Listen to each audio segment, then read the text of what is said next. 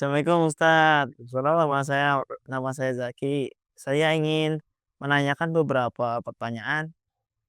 Silakan silakan. Bismillah, insyaallah. Pertanyaan yang pertama, saya ingin menanyakan tentang jika ada seseorang yang ketika sholat memakai baju dengan tulisan di belakangnya, apakah itu diperbolehkan, Ustadz? Masya Allah masya Allah. Pertanyaan bagus banget, ya.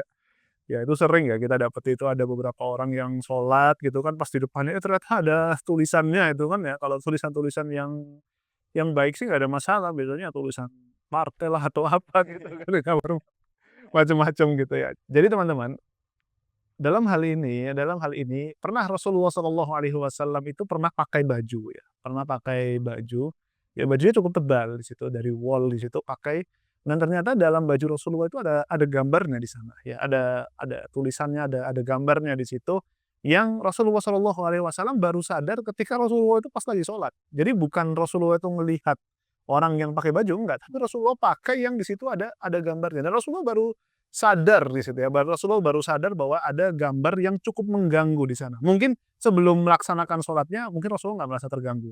Tapi setelah sholatnya Rasulullah merasa terganggu.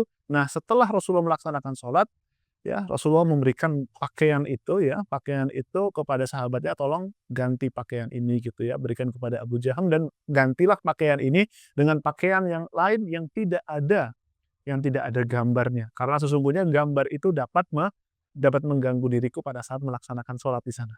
Nah, di situ kita bisa lihat bahwa Rasulullah sendiri, bahkan sekelas Rasulullah saja itu bisa agak sedikit terganggu sholatnya gara-gara ada gambar tadi gitu. Apalagi kita yang sholatnya itu sering asal-asalan gitu kan ya, nggak fokus sholat, fokus ngeliatin gambar tersebut. Maka para ulama menyebutkan alangkah baiknya kalau kita sholat itu kita harus perhatikan terlebih dahulu. Perhatikan dulu baju kita, apakah ada gambarnya di belakang atau tidak. Karena mungkin nggak kelihatan kita, tapi orang yang di belakang kita yang lihat, bisa jadi akan terganggu di situ.